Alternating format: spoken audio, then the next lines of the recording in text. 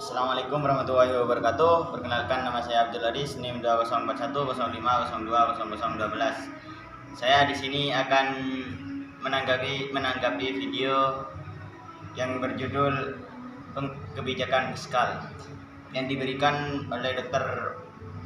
Wadud Nafis LC.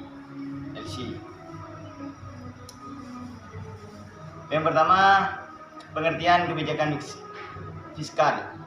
Kebijakan fiskal adalah kebijakan yang dilakukan oleh pemerintah dengan cara meningkatkan atau mengurangi pendapat dan belanja negara untuk mencapai tujuan yang diharapkan, seperti mengurangi jumlah pengangguran atau mencapai pertumbuhan ekonomi yang sudah ditargetkan. Yang kedua, tujuan kebijakan fiskal ada 5, yakni pertumbuhan ekonomi, mencegah pengangguran, stabilitas harga, mendorong laju investasi, dan untuk mewujudkan keadilan sosial.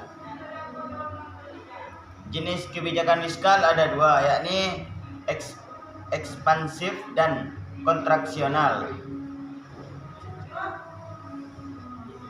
Komponen kebijakan fiskal dibagi 4, yakni kebijakan perpajakan, kebijakan pengeluaran, kebijakan investasi dan disinvestasi, pengelolaan utang atau surplus. Selanjutnya, instrumen kebijakan fiskal. 1. Anggaran belanja seimbang. 2. Pembiayaan fungsional. 3. Anggaran defisit atau kebijakan fiskal ekspansif. 4. Anggaran surplus atau kebijakan fiskal kontraktif. 5. Stabilitas anggaran otomatis. 6. Pengelolaan anggaran. Selanjutnya, fungsi kebijakan fiskal. Yang pertama, mengoptimalkan penggunaan SDA dan SDM, mengoptimalkan kegiatan investasi, alokasi, distribusi, stabilisasi, pembangunan. Ciri-ciri kebijakan fiskal dalam ekonomi Islam, yakni 1. Pengeluaran negara dilakukan sesuai pendapatan sehingga jarang terjadi defisit anggaran. Yang kedua, sistem pajak profesional. Pajak dalam ekonomi Islam dibebankan berdasarkan tingkat produktivitas. 3. Penghitungan zakat berdasarkan hasil keuntungan, bukan pada jumlah barang.